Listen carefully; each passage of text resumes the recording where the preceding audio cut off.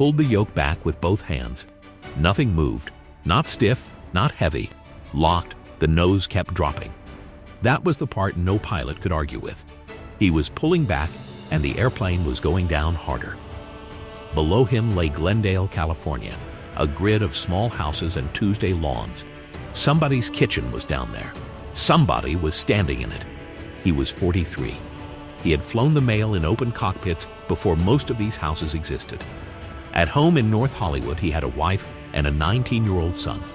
The thicker air near the ground finally gave him something back. Then the stick moved. The nose came up, and the tail tore off. They found it 3 blocks away. The rest of the airplane went into the Jensen family kitchen at 1147 Elm Street and burned. The machine that killed him was the fastest fighter the United States had ever built.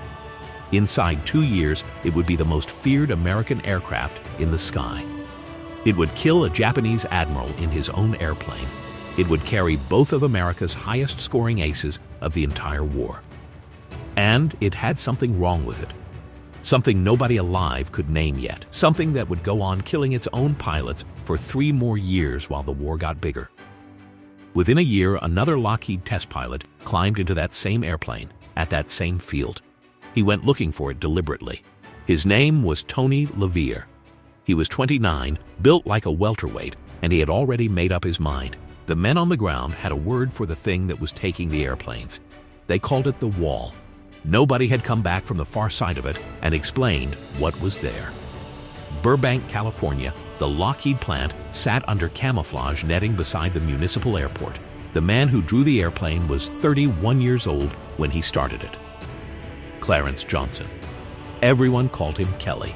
The Army had asked for something absurd in 1937. They wanted an interceptor that reached 20,000 feet in 6 minutes and held 360 miles an hour up there. No single engine in America could do it. So Johnson used 2. He hung the engines in 2 long booms and put the pilot in a pod between them. Every gun went in the nose. The bullets flew where the airplane pointed, instead of crossing at some agreed distance. He turned the propellers in opposite directions so the torque canceled itself. The result looked like nothing else was flying. It also worked. A P-38 could beat 400 miles an hour in level flight. It climbed away from almost anything the enemy owned. By the winter of 1941, the airplane was on order in the hundreds. Production lines were being laid down. Pilots were being trained on it. And Lockheed already knew something was wrong at the top of the speed range. Because here is the part that would cost lives. The trouble never showed up in level flight. It never showed up in a climb, or a turn, or a landing. It only appeared when a pilot pointed the nose down from high altitude and let the airplane run. That was not an exotic maneuver. That was the single most useful thing a fighter pilot did. You dived to attack. You dived to escape. The Army knew, roughly, that dives were dangerous in this airplane. It placarded a speed limit and moved on. The war was 11 months from Pearl Harbor, and there was no time to be curious. Ralph Virden had gone up on the 4th of November to test a fix. Lockheed had fitted servo tabs to the elevator. They were meant to give the pilot back the force he was losing. Nobody yet understood that the force was not the problem. Air behaves itself right up until it doesn't. At ordinary speeds, air slides over a wing and stays smooth. The whole science of flight rests on that. Push the airplane faster. Air crossing the thickest part of the wing has to go faster still, faster than the airplane itself. Around 2/3 the speed of sound, that local airflow reaches Mach 1. The aeroplane itself is nowhere near it. Then a shock wave stands up on the wing. What happens next has nothing to do with courage or skill. Lift over the middle of the wing collapses. The center of lift slides backwards. The nose is driven down by physics, hard, and it does not care what the pilot wants. Then the wake of that shock wave washes back over the tail. The elevator, which is the only surface that can raise the nose, stops working in disturbed air. So the airplane dives. The dive makes it faster. Faster makes the effect worse. Worse makes it dive. One P-38 pilot described the control stick as cast in about 2 feet of concrete.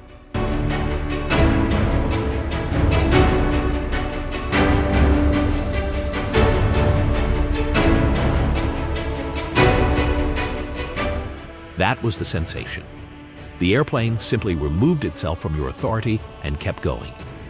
Later, engineers would name it Mach. In 1942, nobody in the cockpit had that word. Pilots called it compressibility if they were educated, and the wall if they were not. The P-38 met it earlier than almost anything else in the sky. NACA testing put the critical point around Mach 0.65 for the Lightning. The Messerschmitt and the Focke-Wulf stayed controllable to about 0.75. Those two numbers do not look far apart on a page. In the air, they were the difference between chasing a man and watching him go. Some pilots lived. A dive that starts at 30,000 feet ends in thick, low air. Thick air slows an aeroplane down. Get low enough and slow enough, and the shock waves let go. The controls come back all at once, which was its own way to die, and Ralph Virden had already proved it. Here is what an accident report can and cannot see. A P-38 comes down out of a high dive and goes into the ground at a steep angle. There is no fire from enemy guns on the wreck. There is no radio call, because the pilot had both hands on the yoke. The engines were running the whole way down. An investigator writes what the evidence supports. The pilot failed to recover from a dive. The pilot exceeded the limits of the aircraft. Those sentences are not lies, they are just the wrong story, and they land on a dead 22-year-old who did nothing wrong. That is what makes this particular killing so effective. It looked exactly like the ordinary carelessness of young men in fast machines. It looked like the thing everybody already expected. So the losses did not gather into a pattern quickly enough. A crash in Florida, a loss over Iceland, another off the California coast. 3 accidents, 3 squadrons, 3 separate files. And in the squadrons, the word traveled the way it always does. Not through manuals, through a man leaning on a wingtip saying, "Don't take it down steep from up high." Meanwhile, the airplane was becoming a legend. In August 1943, an American magazine ran a story out of Tunisia. A captured German flyer had come into an Allied camp badly shaken. He pointed at the sky and repeated a phrase nobody understood. Someone went to find an interpreter. Der Gabelschwanz Teufel. The fork-tailed devil. America loved it. It went into newsreels and recruiting copy, and it has never left. Now the honest part, because you deserve it. Historians have looked hard for that phrase in German wartime material, and it is not really there. Luftwaffe recognition documents listed the aircraft plainly as the twin-tailed Lightning. So the most famous nickname in American fighter history may have started in a magazine in New York, which tells you something about 1943 that no combat report can. The country needed the Lightning to be terrifying, and at the exact moment it was sold as terrifying, it was killing its own pilots. The Army did not advertise that.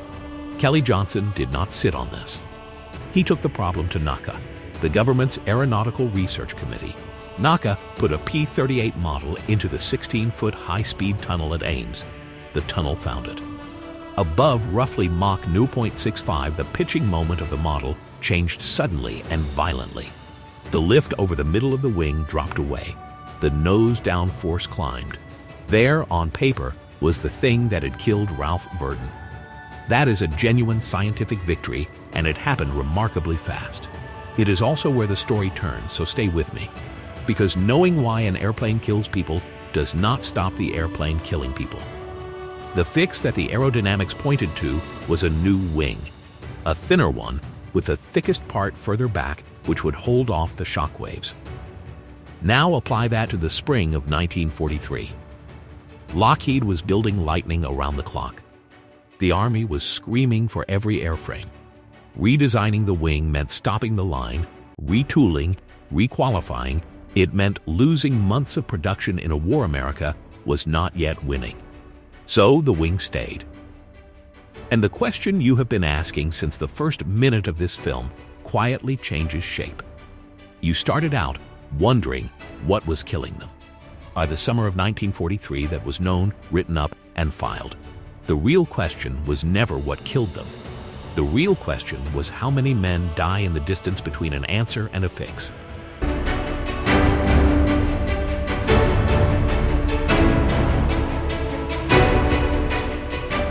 Lockheed's workaround was almost insultingly simple. The trouble was a shock wave forming where the wing was thickest, so disturb the airflow just ahead of it. Then the shock never organizes itself properly.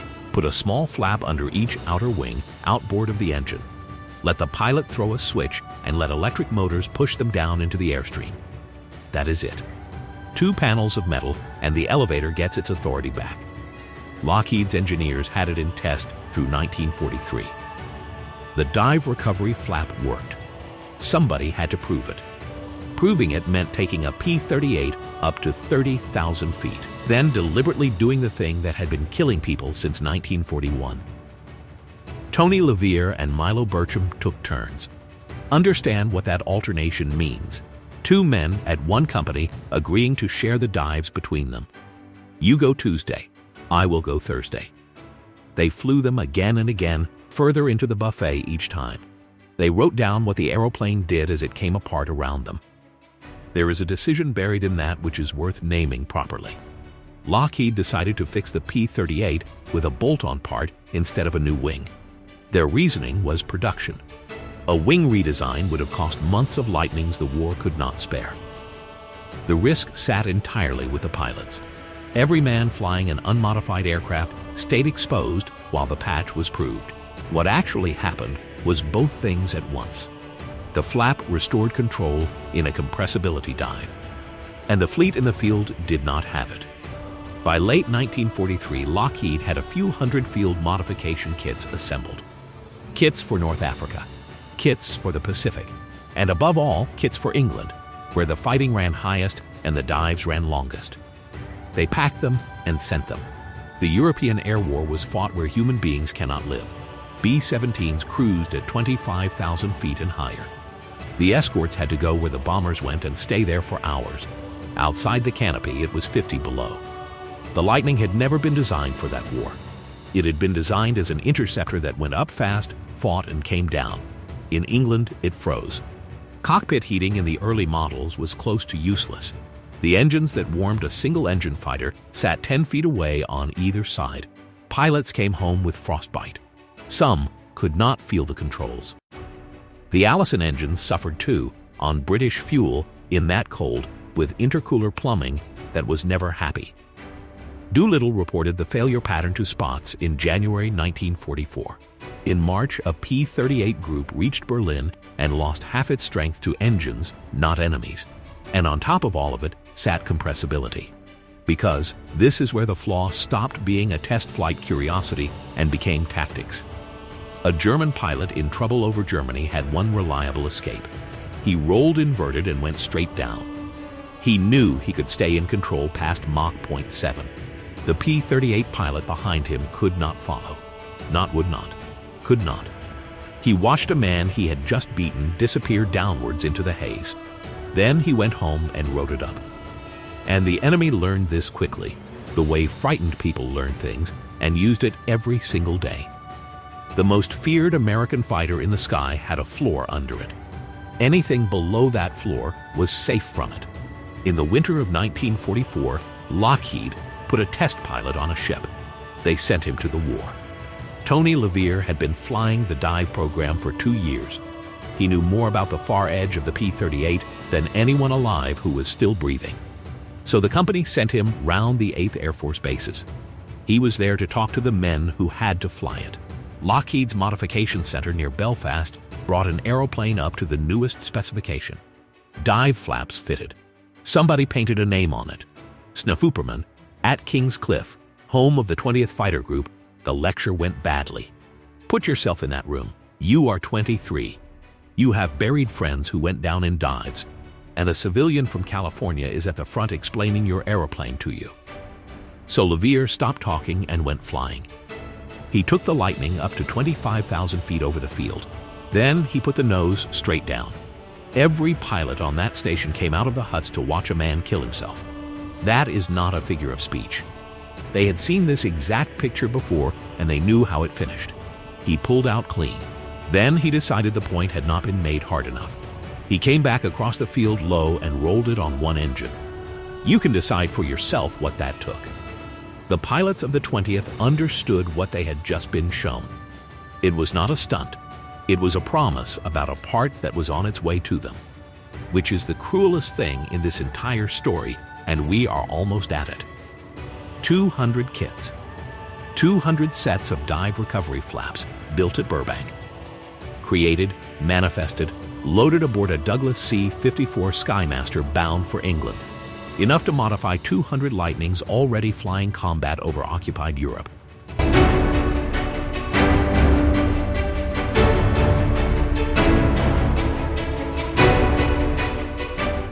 Enough to give 200 young men back the bottom half of the sky.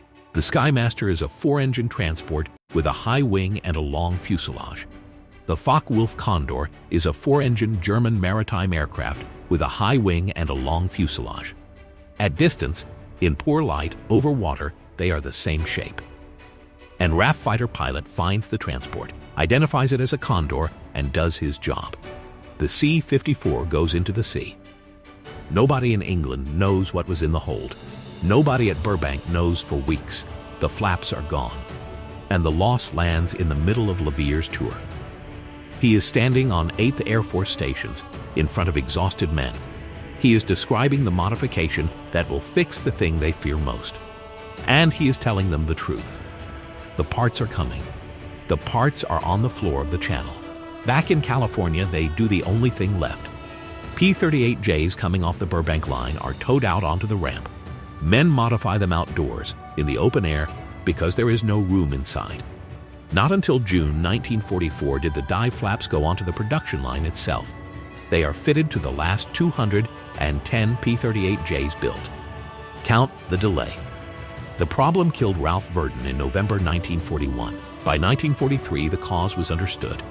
The cure reached the assembly line in the summer of 1944.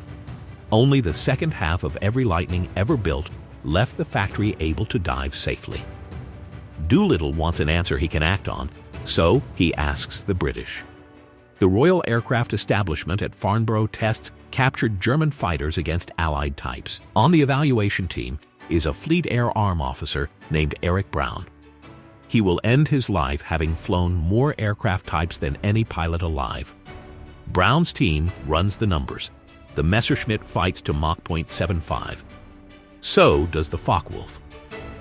A Lightning cannot fight past 0.68. Brown's verdict to Doolittle is 4 words long. So it was useless. He recommends the P-38 be pulled off escort duty and kept for photographic reconnaissance. Brown noted the Americans struggled to accept it. Their 2 top aces were flying the same type in the Pacific. Now watch a commander make a decision with no good options. Doolittle chose to convert the 8th Air Force's fighter groups to the P-51 Mustang. He chose it on cold arithmetic. The Mustang held control far deeper into a dive. Its Merlin behaved at altitude where the Allison did not. And it cost roughly half as much to build. The risk was enormous. He would re-equip frontline groups in the middle of an air campaign. Pilots would retrain mid-tour with the invasion of France weeks away. What followed came fast. By September 1944, every Lightning group in the 8th but one flew Mustangs. The Lightnings went south to the 15th Air Force in Italy. Others went sideways into the 9th. Down there, they flew low as fighter bombers, and they were very good at it. There is no villain in that decision. There is only a man weighing bomber crews against fighter pilots with a calendar in front of him. But it means the P-38 was withdrawn from the fight it most wanted to win. And the last group still flying it in the 8th had a 22-year-old flight leader in it. His name was Robin Olds. He had graduated from West Point a year early because there was a war on. He reached England in May 1944 with the 479th Fighter Group and flew out of Wattisham in Suffolk. By the summer, the 479th was the only group left in the 8th Air Force still on Lightnings. Olds flew a P-38 J-15 low he called Scat-2. Look at that designation for a second. J-15. The dive flaps came in on the J-25. The retrofit kits meant for aircraft exactly like his had gone into the Channel in March. On 14 August 1944, Olds was on the deck over Montmoral in France. He saw 2 aircraft ahead of him at about 200 feet. He closed to 400 yards behind the trailing one and fired for 6 seconds. Pieces came off the wing, and the fire moved into the fuselage. The second Focke-Wulf turned a full circle, and Olds stayed with him the whole way round. A 5-second burst from dead astern, and the German got out. 11 days later, he took 3 Messerschmitts in a single fight, 5 in 2 combats. He was an ace. He was also the last man to become 1 in a Lightning with the 8th. Notice where he did it, 200 feet off the ground. Down in the thick, warm air, compressibility does not exist. Down there, the Lightning is a superb gun platform with a punch in the nose. That is the shape of the whole story in one man's logbook. Take the P-38 into the high, thin cold, and it had a ceiling on its own aggression. Keep it low, and it was one of the finest fighters of the war. In September, the 479th converted to Mustangs. Olds kept flying, and kept killing, and later flew fighters in another war entirely. Most of you already know the rest of that name. But he was the last of the 8th Air Force's Lightning aces. The type that trained him did not get to finish the fight with him.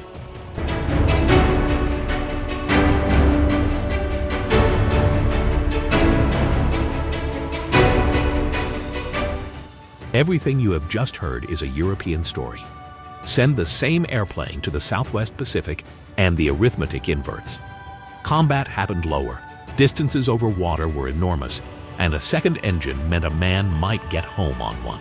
General Kenny, who commanded there, would not give his Lightnings up. On 18 April 1943, 16 P-38s flew more than 400 miles at wave height. They intercepted the aircraft carrying Admiral Isoroku Yamamoto over Bougainville.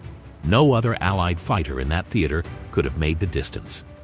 And the 2 highest-scoring American pilots of the entire war both flew Lightnings. Richard Bong of Poplar, Wisconsin, 40 aircraft. Every single one in a P-38. Thomas Maguire, 38 victories, second only to Bong. Killed in January 1945 in a low-level turning fight he should never have accepted. So the fork-tailed devil legend is not false. It is just geographically specific. Now the part that outlives the war. Those dives and the men they killed taught aeronautics something it could not have learned any other way. Before the P-38, compressibility was a curiosity in a handful of research papers. After the P-38, it was a body count. Wind tunnels of the day could not produce reliable data at those speeds. The aeroplanes were going where science could not follow. The only instrument reaching those numbers was a fighter with a man inside it. That gap is precisely why America built the X-1. Those crashes created a belief in a solid wall in the sky. That belief drove the research aircraft program. And that program put Chuck Yeager past Mach 1 over the Mojave in October 1947. Read that again slowly. The men who died in P-38s were pulling on frozen controls. They touched the sound barrier before anyone had a name for it. It never occurred to them that was what they were touching. They were not making a mistake. They were arriving early. Tony LaVere left England less than a week before the invasion of Normandy. He went home to Burbank. On 10 June 1944, he took Lockheed's new jet, the XP-80A, off the lake bed at Muroc. Kelly Johnson had drawn that one too. These men had spent 2 years learning what air does at the edge of control, so they were the ones you sent through it first. Milo Burcham, who had shared those P-38 dives with LaVere, was killed in a P-80 in October 1944. LaVere broke his back in another one the following March and was flying again 6 months later. And on 6 August 1945, from that same airfield, Major Richard Bong took off again. A P-80 acceptance flight. 40 victories. 12 flights in the jet, 4 hours and 15 minutes in type. The primary fuel pump failed on takeoff. The backup was not on. He got out too low for the parachute. America's leading ace of the war died over North Hollywood, 3 miles from where they built his aeroplane. His death made the front pages the next morning, beside the first news out of Hiroshima. Tony LaVere kept going. He flew more first flights than any test pilot of his generation, the U-2 among them. He retired from Lockheed in 1974. Then he founded a small organization to teach ordinary pilots how to survive emergencies. He died in February 1998 at 84 in his bed. He is the only man in this film who got that ending. Go back to Glendale for a moment. 4th of November, 1941, a quiet street of small houses on a Tuesday afternoon. A man who used to fly the mail, 43 years old, high above it all, in the fastest thing America had ever built. He pulled, and for a few seconds, nothing in the world answered him. Then the air thickened, and the controls came back. And Ralph Virden did exactly what he had been trained to do. The tail is 3 blocks away. Nobody understood what had happened to him for 2 more years. Nobody could fix it for 3. He was not careless, and he was not unlucky. He was simply the first American to find out, in his hands, something true. The sky has a shape to it. If you sat with this one all the way to the end, we made these for you. Subscribe and stay with us.